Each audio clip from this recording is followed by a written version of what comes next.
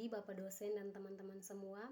Perkenalkan, nama saya Kisya Keren Hapukvina, kelas 3A, jurusan Ilmu Politik. Lewat video ini saya akan menjawab soal UTS, mata kuliah Demokrasi dan HAM, di bawah dosen pengampu Bapak Ahmad Syafruddin, SIP MA. Soal yang pertama, jelaskan teori lahirnya hak asasi manusia. Hak asasi manusia berasal dari teori kodrati. Teori tersebut mengatakan bahwa hak asasi manusia merupakan hak yang dimiliki oleh manusia. Artinya, meskipun setiap manusia terlahir dengan kondisi yang berbeda-beda, baik dari warna kulit, kewarganegaraan, jenis kelamin, mereka tetap memiliki hak yang sama sebagai manusia. Begitupun sebaliknya, sejahat apapun manusia, mereka tetap memiliki hak yang sama sebagai manusia. Salah satu tokoh yang mengemukakan teori kodrati yaitu John Locke. Ia mengatakan bahwa manusia dikaruniai oleh alam hak untuk hidup, hak kepemilikan, dan kebebasan yang tidak bisa dirampas oleh siapapun, termaksud oleh negara. Pemikiran tersebut dikenal dengan istilah kontrak sosial. Apabila pemimpin di suatu negara mengabaikan tentang kontrak sosial tersebut, maka rakyat di negara tersebut berhak menurunkan pemimpinnya.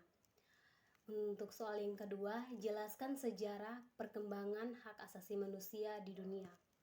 Sejarah hak asasi manusia berawal dari dunia barat atau Eropa.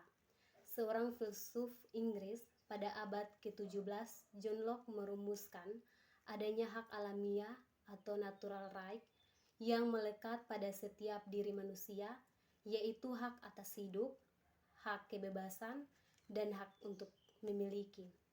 Pada waktu itu, hak masih terbatas pada bidang sipil atau pribadi dan politik. Soal yang ketiga, jelaskan sejarah perkembangan hak asasi manusia di Indonesia. Hak asasi manusia di Indonesia dibagi menjadi dua periode, yaitu periode sebelum kemerdekaan dan periode sesudah kemerdekaan. Yang pertama, periode sebelum kemerdekaan pada tahun 1908 sampai dengan tahun 1945.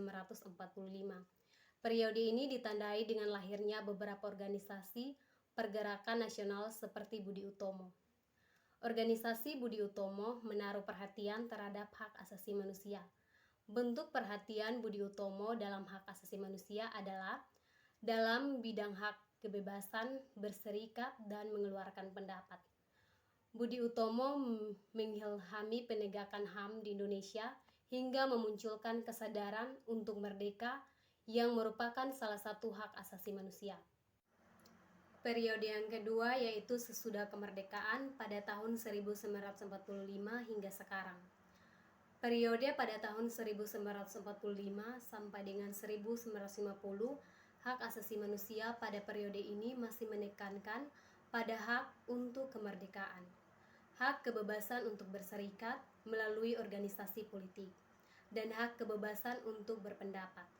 Hak asasi manusia telah mendapatkan legitimasi formal dalam Undang-Undang Dasar 1945, periode 1950 sampai dengan 1959.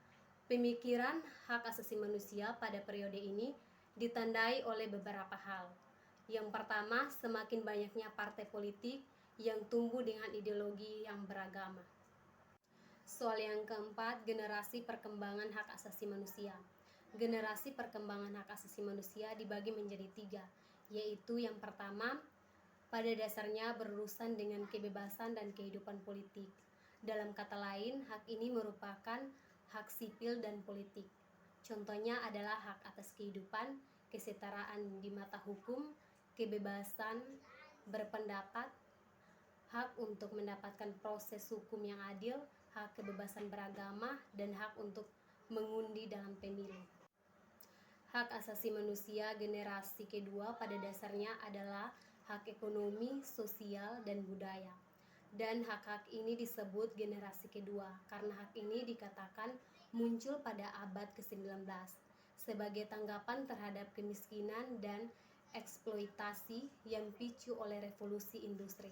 Contohnya adalah hak atas kesehatan, hak atas pangan, dan hak atas perumahan. Hak-hak ini juga dimaksud ke dalam PUHAM dan kemudian dilindungi oleh Konven Internasional tentang Hak-Hak Ekonomi, Sosial, dan Budaya. Sedangkan hak asasi manusia generasi ketiga adalah hak yang muncul pada paruh kedua abad ke-20 dan dikemukakan dalam dokumen-dokumen yang tergolong sebagai hukum internasional. Contohnya adalah hak atas pembangunan dan hak atas lingkungan hidup yang sehat. Mungkin ini saja yang dapat saya sampaikan. Sekian dan terima kasih. Shalom.